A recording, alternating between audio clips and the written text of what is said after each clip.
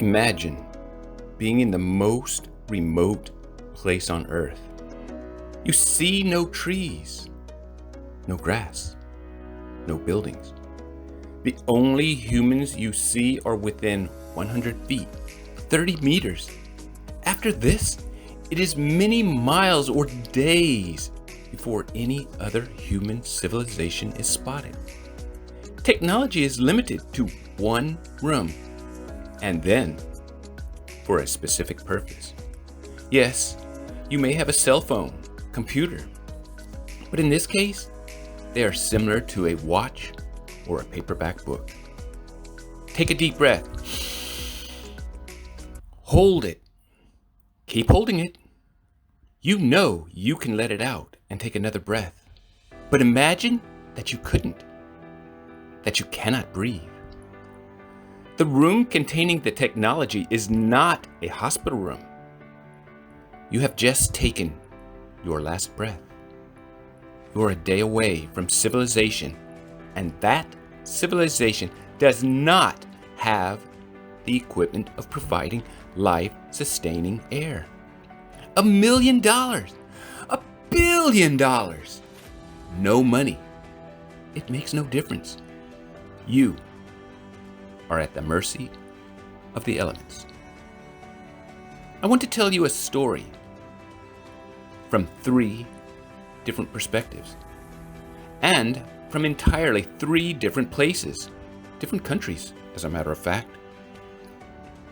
Cardiac failure, open heart surgery, neurological issues. There are many miracles in this one story. Life is the ultimate miracle in each version. A trip of a lifetime, one that few people ever make, and only about 50,000 people make the trip a year. Put another way, after 20 years of trips, not even half of the population of New York City would have visited Antarctica. And that is just one city, not a state or a country, just a single city of many from the planet. In fact, it'll take a lifetime, and still not all the residents of New York City would travel to Antarctica. We do not know if the trip will happen. The world continues to remain in a pandemic. It is a maiden voyage for the ship. It is the first trip the ship is going to Antarctica. While the Ultramarine is built better than the Titanic and went through sea trials, it has not gone through all the trials and tribulations. The ship does not have medical equipment of a small hospital. Even though the crew has been together for a while, this is their first trip with passengers aboard a new ship. Moreover, it is a trip they have waited for 2 years. For them, it is like returning home. The doctor cannot ask you if you want treatment because you are unconscious. Remember, you can't breathe. The decision to prolong life affects many people. It is not a matter of what choice is made, but how to sustain life. Then, in the back of your mind, you wonder the type of life the person will have after you save them. You are afraid of making a mistake. The doctor tells the traveling companion that your partner is in cardiac failure. Cardiac failure! How is this possible? You exercise and eat the right foods. You do not smoke or drink. There must be some mistake. The doctor asked the traveling companion if you, the patient, would want to be subjected to life-saving procedures. My choice would affect the crew for the rest of their lives. However, there is but one answer.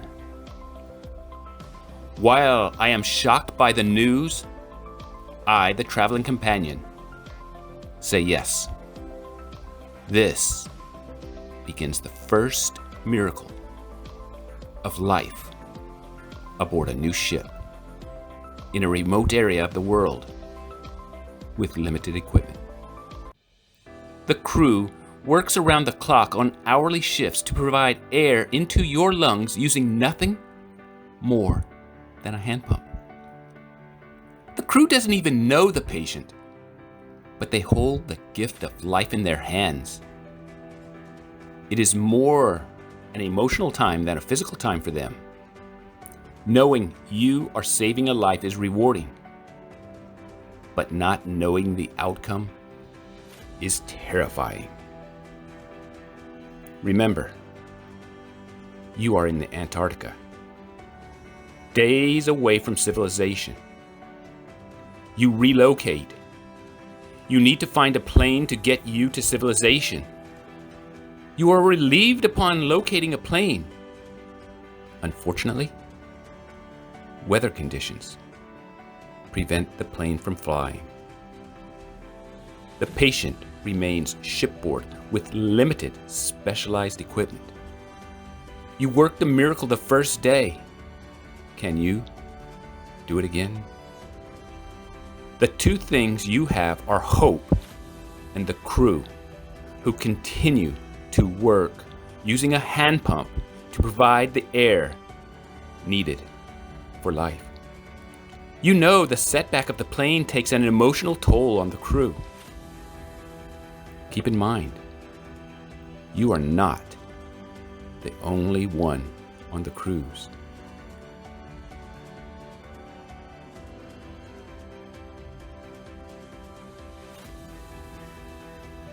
We are on day 6 of a 20-day cruise. Day 6 of a 20-day cruise. The team leader needs to address the other passengers who paid a great deal of money for their trip of a lifetime. To return by ship would take more time.